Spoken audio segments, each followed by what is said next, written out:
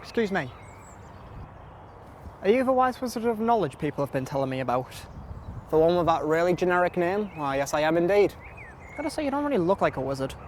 Yeah, I get that a lot, but I can't keep wearing those stupid robes and daft hats all the time. Fair enough.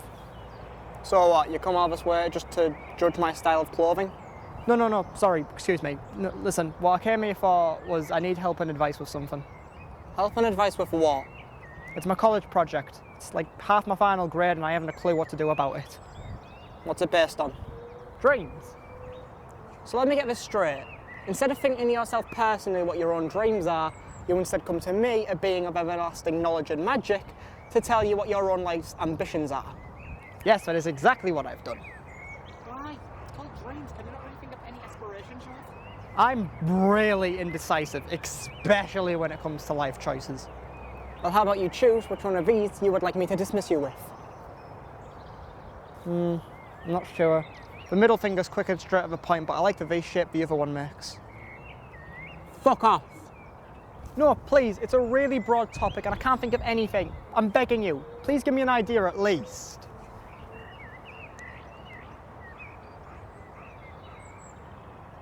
Alright, I'll help you out.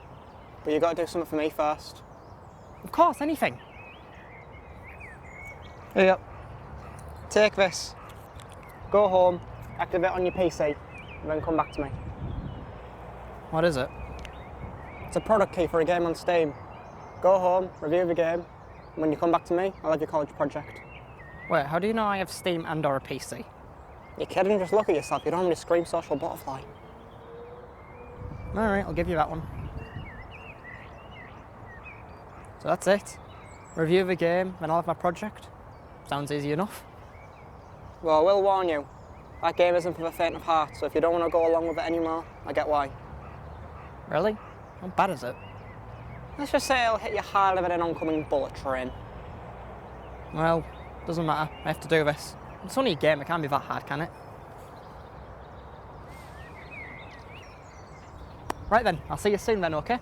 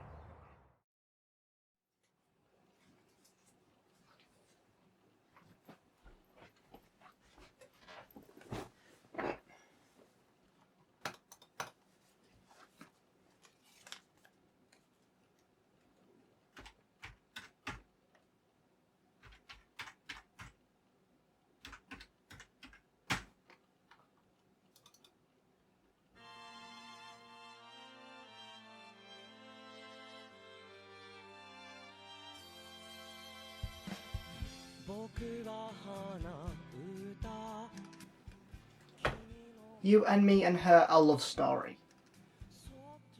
This is the game that isn't for the faint of heart. A Japanese multipath visual novel. It looks harmless, how can it be hard-hitting?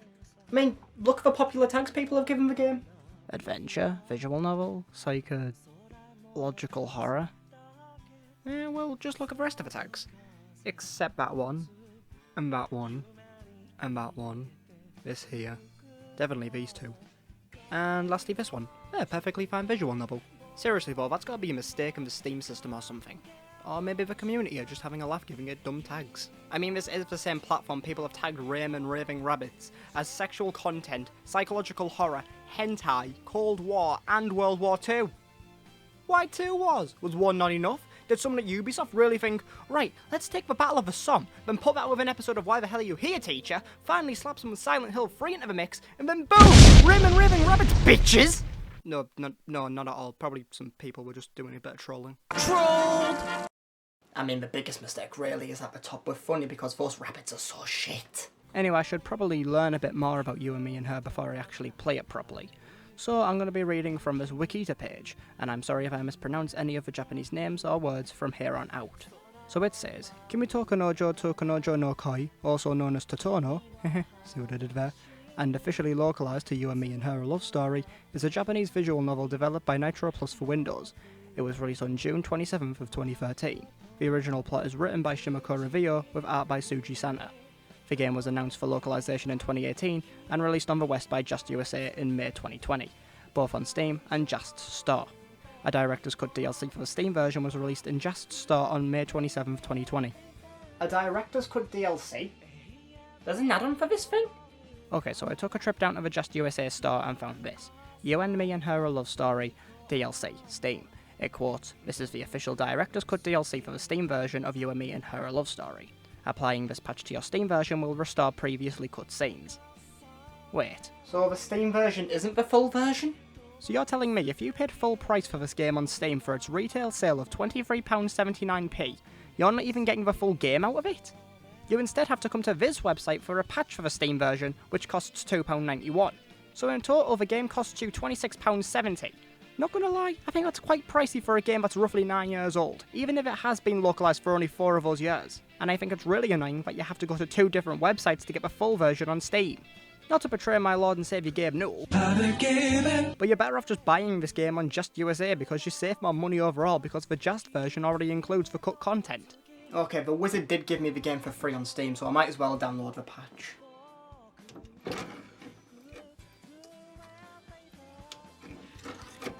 No, it's fine. Keep the change. Okay, so while the patch is downloading and installing, I should probably actually finish reading up on what all that was about anyway. Disclaimer. This software contains mature themes and graphic images that are not suitable for minors. Oh dear. Well, it turns out I may have just bought and installed anime. Look, I didn't realise what I was buying at the time. I'm sorry. So we good now? Well, fun fact about the DLC or patch or Director's Cut, whatever you want to call it, is that actually it contains content that, I quote from this guy on YouTube, cannot be legally shown within the nation of Japan. If you read the reviews on Steam, then they'll all recommend you play it with the patch that adds back in the content that cannot be legally shown in the nation of Japan. Jeez, if Japan can't even handle it, then what's a stupid scrawny little British boy like me going to do?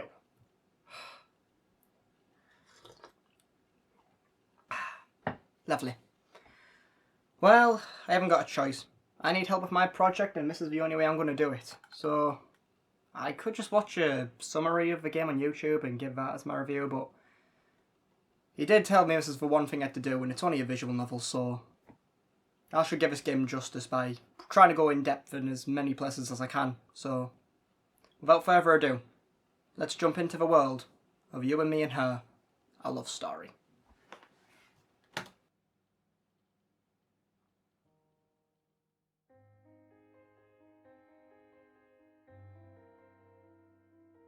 Life is like a staircase. You just gotta keep climbing. Otherwise, if you start to overthink it, you'll have trouble taking the next step.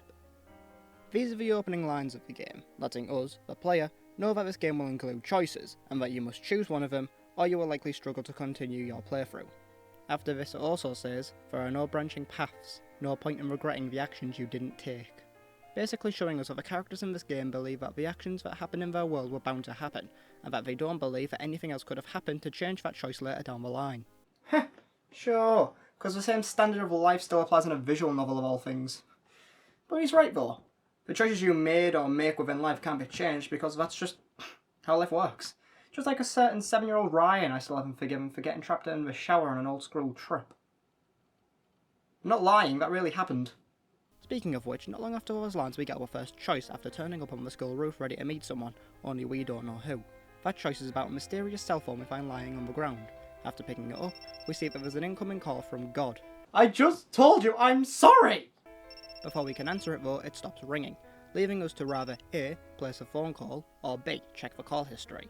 Well, with me not knowing any phone numbers in this world, I decide to check the call history instead, to which the only contact this phone is shown to have is God. With the call history giving us nothing to work off of, the game suddenly transitions to this. We are brought to this screen of a strange girl on top of us speaking to the protagonist. Turns out all of that was just part of a visual novel our protagonist accidentally opened on the cell phone. As well as that, he says he may have seen that same strange girl from a visual novel before. Just then, we hear a noise.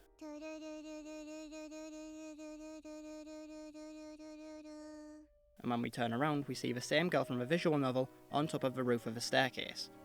She appears to be becoming weary and falls off the staircase roof. Fortunately, the person we're playing as manages to catch her. Just like the visual novel from earlier, she states her battery is dying and needs to recharge. How does she recharge, you may be asking? Well, for her to do that, she must get zappy.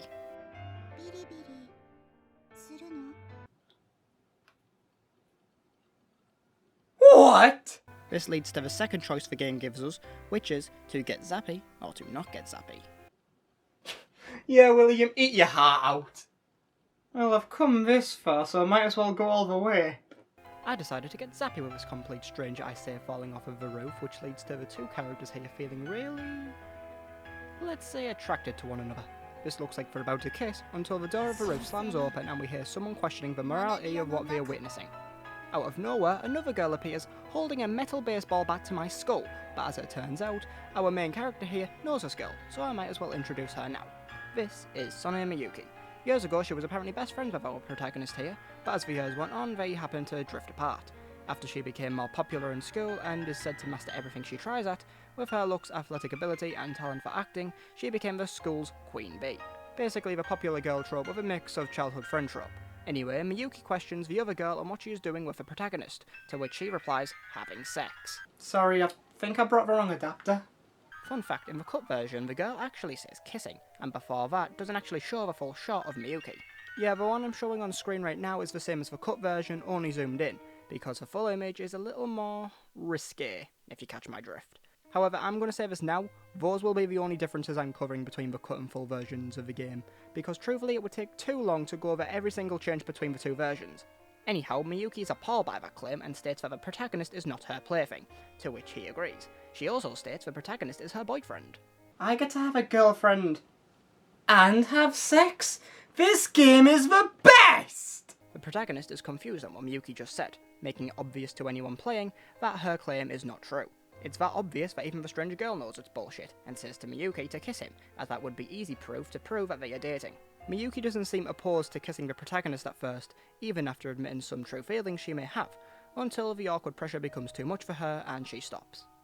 Now I know many of you are thinking this is a lot to take in, but it gets even crazier when we find out Miyuki originally thought the protagonist invited her up onto the roof with an anonymous note, when it actually wasn't him. This leads the protagonist and Miyuki to being confused to who the note could be from, and leads straight towards the introduction of him. This is Akebono Yutaro, the perfect example of the title Giga Chad. Don't know what a Giga Chad is? Then please let me live in your brain where I can sleep soundly. As a fellow student, he is the captain of the Boys and Dreams Club, a club where boys can discover and achieve their dreams, especially when it comes to trying to romance females. So this guy is one side based and the other a gentleman. Ironically, while being the captain of his own club, he is technically the only member, the one exception being the protagonist, who is only part of a club so it can still be classed as one. He's quite loud and often annoying, and many of his lines leave me cringing in pain, but throughout the game there are moments where he is really comforting and supportive to the protagonist. Also, I can't lie, he did have me unironically laughing at some of his dialogue, despite the irritating and tiresome off-put.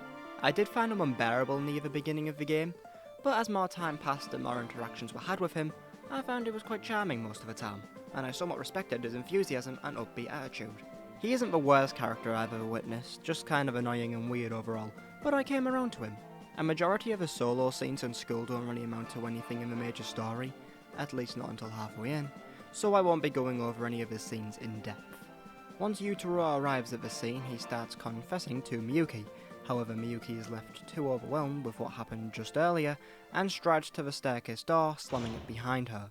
After Miyuki leaves, the protagonist calls out to the other girl, hoping to find out more about her and why she is acting weird.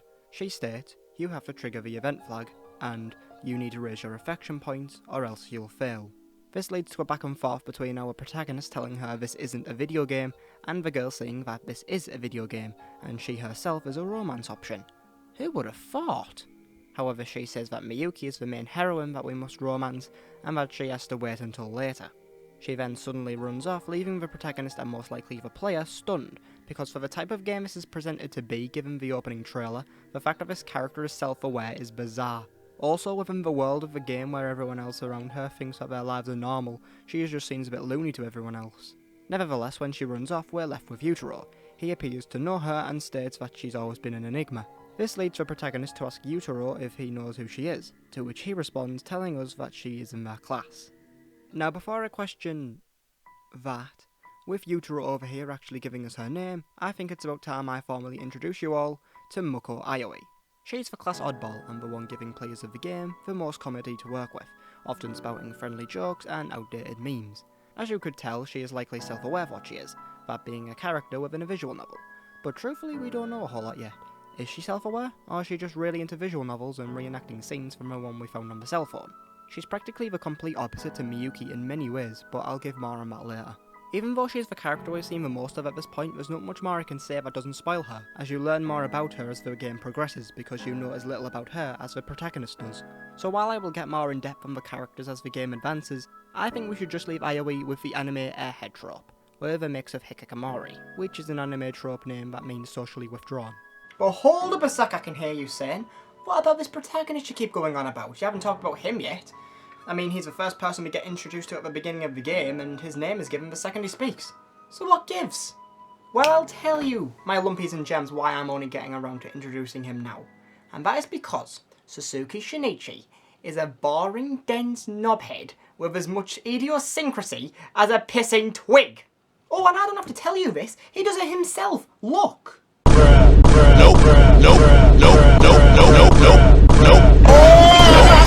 Nope. Try playing a drinking game while reading through this, and I bet you if you drink every time Shinichi mentions he's something along the lines of a nobody, then you will have to get your stomach pumped at least 5 times before you even finish the game.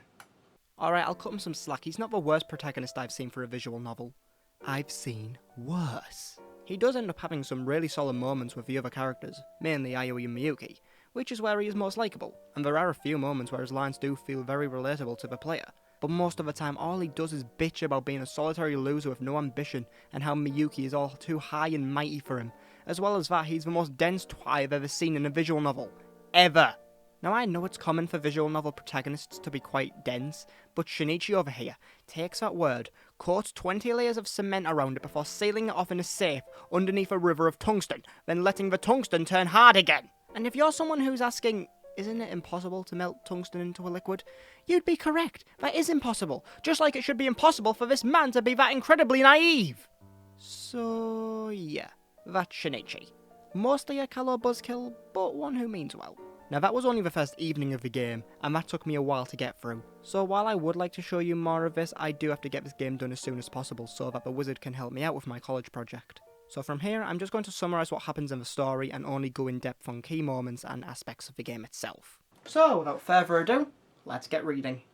Okay, I have to be honest here, this video is meant to be way longer because in the original script I planned on talking about how the story progresses. However, I won't be able to finish the video at its original length. So basically what I've had to do here is instead of swiftly reading through what happens in the story, I'm going to instead just bullet point through it. Does that make sense to bullet point through something? Whatever, I'm making it work. But it sucks because I have a lot of skits that don't actually work without a full description of the scenes. So yeah, in the future I might make an extended cut or an extended edition, but for now I have to shorten this down for college. Anyway, enjoy nonetheless. Miyuki refuses to become friends with Aoi, but Shinichi decides to. Aoi's phone doesn't receive phone calls or emails from other people. Aoi attempts to make amends with Miyuki for days, but is unsuccessful. Shinichi walks Aoi home one night and finds out she lives in a manga cafe. Shinichi confronts Miyuki at the batting cages about giving Aoi a chance. The three become good friends after a while and one day decide to go to a cat shop named Catnip. Before they go to Catnip, Shinichi and Aoi meet a girl named Haru. She's really shy, but not really that important to the story at this moment. When at Catnip, we get a choice to buy a kitty-shaped hairpin for either Aoi or Miyuki. The choice is pointless though, as Shinichi buys 2 hairpins for the both of them. Aoi goes back to the manga cafe, leaving Shinichi and Miyuki. On the walk back home, Miyuki tells Shinichi that her play's finale will involve a kiss, and that she herself has never had her first. Shinichi, instead of making his move here at this opportunity, instead rambles on in such an overly dense and cringe-inducing way, it almost makes me want to drench my eyes in bleach. I said almost! But to be fair, even if I wanted to, I just couldn't because the art this game provides is so unbelievably charming, delightful, and gorgeous at the same time. I'm not kidding, everything from the CGs to the backdrops, to the characters themselves and their facial expressions, are all implausibly unique and stunning to look at. The frameworks are all endearing, giving off so much detail and could very easily be used as a desktop background. The CG stills give off so much emotion in the characters that would make any pacemaker malfunction in seconds. Finally, the characters themselves all have their own poses and stances, along with their own facial expressions. Whether they're happy, sad, angry, confused, annoyed, or anything, they show those emotions perfectly with the art given to them. I commemorate and salute Tsuji-san of the art and character design, along with everyone else in the staff who drew all of this. Because while the game may be a bit of a slog to read all the way through, everything visual about this game makes it all worthwhile. Anywho, after all that Miyuki's first kiss mumbo-jumbo, Shinichi can't seem to get the idea of Miyuki kissing someone out of his head, and vents out his feelings to Aoi.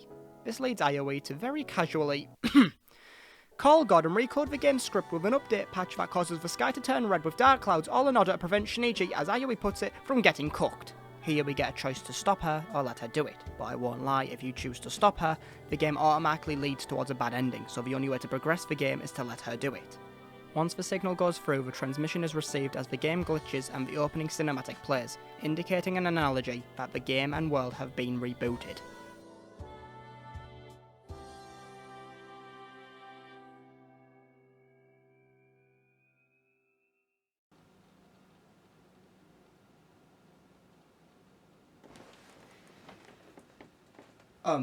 Sorry. Oh, God, my head. Firstly, that was awesome. Like, that really subverted my expectations. Like, how the fuck, man, did we get from quirky antics in a cat shop to that? What? Look, I don't know what the hell just happened there. I can't describe it in any way, shape or form. All I know is that I thought it was cool, and I can't wait to see more stuff like that going forward. But did I seriously just play 5 hours of a prologue? Look, it doesn't matter, we've got like another 20 hours of this thing to go through, let's just get on with it.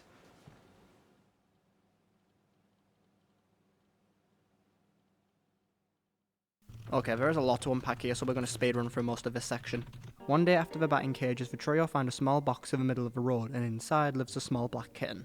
Miyuki tells Aoi not to look after the kitten she just named Eru, or she will cut ties with her, basically meaning ending their friendship. Aoi leaves Eru but begins to cry, not knowing that she is feeling sadness. Later that night it starts raining, and Shinichi goes back out to retrieve Eru. When he arrives, the kitten is gone, leaving him and Miyuki to believe that Aoi has run away with it. Shinichi uses the mobile game to help find Aoi. He discovers that Aoi is hiding out at the school, so he and Miyuki go look for her. When they find Aoi, Miyuki tells her that she won't cut ties, and soon everything is resolved. On the walk back to Shinichi's house, they visit a corner store to buy some pasteurized milk for Eru. After feeding Eru, Aoi falls asleep with him. Yes, Eru is a male, and Miyuki drags Shinichi outside into the hallway to ask him to kiss her. Shinichi turns into a massive asshole and starts shouting at her after a misunderstanding. Aoi comes out to stop them fighting, but tumbles over. Shinichi takes her home like she asked, leaving Miyuki behind. The next day, Shinichi tells Miyuki he used the mobile game to find Aoi's location. Later that day, Aoi arrives at Shinichi's house in a desperate panic, telling us she lost her phone and can't find it. She looks and acts weak, so Shinichi takes her into his room so she can rest. He calls Yutaro to help him take care of her. Aoi asks Shinichi in a more exposed shot, once again if he would like to get zappy, or to not get zappy. Yeah, will you meet your heart out? No matter what you choose, it doesn't matter, as a knock can be heard at the door and Shinichi leaves to answer it. What we think is Yutaro at the door turns out to be Miyuki. No. Yeah, this really isn't a good time. Miyuki wants to talk, but then sees a pair of women's shoes at the door and believes Aoi must be here. Miyuki brings us up and Shinichi still doesn't tell her the truth about what's going on. Are you serious? She fucking knows, you pillock! Miyuki starts looking for Aoi until she hears something upstairs. When at Shinichi's room, Aoi is nowhere to be found. Miyuki then reveals she had Aoi's phone after finding it at the batting cages. After hearing this, Aoi makes an audible noise which Miyuki hears. When Shinichi asks for the phone to keep hold of it, she starts playing with them, as she drops it at such an angle it falls directly under the bed. She then drags Aoi out from under the bed, seeing the state she's in. Miyuki almost hits Aoi, the fuck? Until Shinichi stops her and the two have an argument. Aoi breaks them up, telling them she's going to disappear, then walks away. Shinichi's about to chase after her, but Miyuki stops him and finally confesses her feelings to him. Shinichi almost looks as if he's going to kiss her until his phone starts ringing. It's an incoming call from Mutaro, and Shinichi cooks out once again, using Ayui as the excuse to answer the call instead of facing Miyuki. Turns out Yutaro found Ayui and is taking her back to his family's home to look after her while she is in the state she is in. The next morning, Yutaro tells Shinichi that Ayui stayed the night at his and is doing better, but is taking the day off. Miyuki walks into the classroom ignoring everyone and hands a ticket to the play to Shinichi. That's a cold move, but my god, Shinichi deserves it. The day after, Yutaro starts apologising to Shinichi as it turns out Ayui has disappeared, but Shinichi tells him it wasn't his fault. The two try searching for Ayui for days but to no avail, and then live their lives normally until the day of the play. On the day of Miyuki's performance, Shinichi can't find the energy to do anything, so while on a walk decides to go to the batting cages. He tries to find any enthusiasm whatsoever but can't bring himself to do anything. Suddenly, a familiar meow can be heard, turning out to be Eru. With that knowledge in mind, Shinichi believes that if Eru is here, then that must mean... Shinichi. She's returned! I'm back! Ayui is back, and while I'm personally ecstatic about this, Shinichi on the other hand isn't too pleased as he questions her sudden disappearance in a harsh way. Ayui simply puts it that she missed him, but says he has to confess to Miyuki. Shinichi, still being a sad boy dipshit, is still keen on not confessing his feelings. Ayui then makes a bet with him that if she can hit a home run, he has to confess to Miyuki. Then, an hour goes by. A fucking hour goes by, and we're sat there watching a tired, struggling Ayui, barely standing, trying her hardest to even swing the bat. After a small argument between the two, Ayui confesses her love to Shinichi, mainly for allowing her to experience emotions and friendship. You then get the choice to let her down or help her believe. Now I won't lie, this choice basically decides between another bad and good ending. And while I couldn't give a shit about how Shinichi's life turns out after this point, I can't see Ayui's face like that anymore, so I'm going to help her believe. Shinichi gets up and goes to take a swing, while also noticing the blood left on the grip that Ayui left. Jesus man, that's brutal. He can't believe he's made it as far as grabbing the bat, but continues on. He goes to hit the ball and... misses. He starts laughing hysterically, leading the player and Ayui to believe that he has fully lost it. But in fact, this is the turning point that Shinichi needed. He needed that new rush of excitement to start over again. Ayui cheers him on and waves him goodbye, saying he'll meet a brand new Ayui on another route. Shinichi rushes home and grabs the ticket Miyuki gave him and heads towards the school play. When we arrive, he searches the room shouting her name. Miyuki! Oh god, no, not that, no! She then turns to meet us, shocked, noting the sudden burst of character from Shinichi. Finally, right there and then, Shinichi finally confesses his love to Miyuki. She's gobsmacked at this and is in momentary bliss, right before being interrupted by Haru. She exclaims the show's about to start, leading Miyuki to think of a quick cover-up story to throw Haru off. Miyuki makes her way to the stage, but Shinichi calls back after her. We think he's going to kiss her now, just before the play, but instead pisses out with such a horrendous stomach-turning line that reminds me that wasting printer ink on him wasn't that bad of an idea. We watch the play right up near the finale, just before the final kiss is about to take place, with Shinichi struggling on what to do. He's about to do the most interesting thing he'd ever do in the game, as he decides he needs to ruin the performance to save Miyuki. Shinichi jumps to his feet in the middle of the audience, but then suddenly the room goes pitch black as a blackout occurs. The game cuts to Shinichi on the school roof, with Miyuki meeting him up there. The two share some light jabs at each other after what just ensued moments ago. It is shown that the power outage was caused by a hairpin. A frazzled, kitty hairpin. The same one we gave to Ayui. Miyuki states there was a witness who claimed she saw a girl in a kitty onesie during the performance. That must have meant Ayui used it on some kind of power source to cause the power cut, saving Miyuki from a player's kiss. Once all that's gone over, the two make their way to the staircase roof. Now there is something that was mentioned earlier back in the game, the school legend where, I quote, if two people share a kiss on the roof, their love will be eternal. Well, that's nice and all, but am I the only one who feels sorry for the poor bastards that can't get up to the school roof? I mean, the word staircase is mentioned like 1,000 times, but like, I don't hear any mention of a disabled entry. I'm just saying. Okay, after I ruined the moment, we do finally see it happen after roughly 7 or 8 hours of gameplay. Shinichi and Miyuki kiss on the roof, making their love eternal and signalling towards a new relationship. However, I can't stop just yet, because there's another series of quirky funny anime moments with our new couple over here, so let's get on with it. After waking up from a fairly lewd dream, it turns out Shinichi and Miyuki are spending a lot more time together, as well as walking to school. The whole class now knows about their relationship, but Shinichi doesn't really care about that too much. Despite the class knowing about their relationship, they still eat their lunch on the staircase roof to get away from everyone and be alone with each other. After a conversation about Miyuki beginning to take a step back from the persona she built for herself, she then asks Shinichi if he'd be into her in a maid's outfit. Excuse me, what? Then, after a scene of Shinichi acting thirstier than Daffy Duck getting some cash, he gets his act together and plays it off cool. Then, on his birthday, Miyuki comes round with a bouquet of flowers in tow. After a slice of birthday cake and a heartwarming talk about their lives, it slowly transforms into what can only be simply put as sex. Truthfully though, I have the decency to not watch this young couple here partake in activities of eroticism. I mean, the chances of me watching something like that are the same as me owning an original cartridge of, I don't know, Echo the Dolphin along with a Mega Drive Mark II. You guys believe me, right? What do you mean, no? Finally, we see Shinichi and Miyuki in the batting cages having some fun. After failing to take some photos of an all-too-familiar cat, Shinichi accidentally opens an old photo on Miyuki's phone, one that shows just him and Miyuki on the staircase roof. He questions who actually took the picture, but Miyuki snaps him out of it when she snatches her phone back. She tells him that it's his turn to swing, and as the game fades to white, Shinichi tells us he did hit that home run. The credits roll, proclaiming the end of the story. Wow. That was beautiful. Sure, it was just a generic love triangle story, but it had so much heart put into it that it made it feel real.